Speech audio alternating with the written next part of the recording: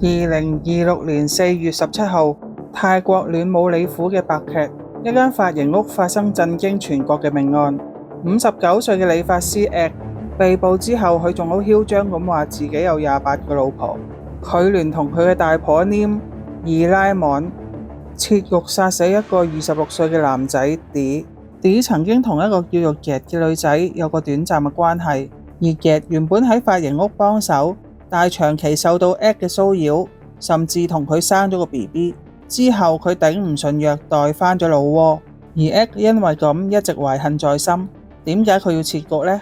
X 話 Get 有嘢留喺鋪頭要俾 D， 佢就係用呢個藉口引佢上門。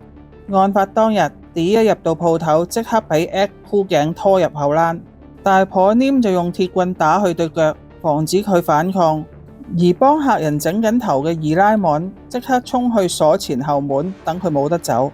之後 X 用木棍將 D 打死，佢哋仲話係正當防衛，話 D 揸刀入鋪頭要求借2萬泰銖，佢唔肯借，之後就用刀襲擊佢哋。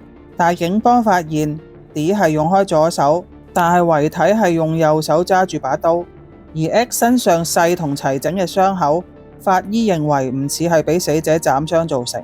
再加上一個喺現場整緊頭髮嘅15歲客人，全程睇到同錄影嘅情況，佢好清楚見到 D 係兩手空空咁入鋪頭，之後仲不停咁求救，大叫放過我啊，救我啊！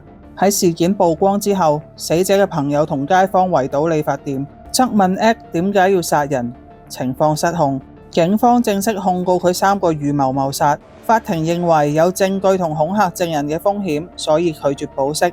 佢哋3個已經被還押。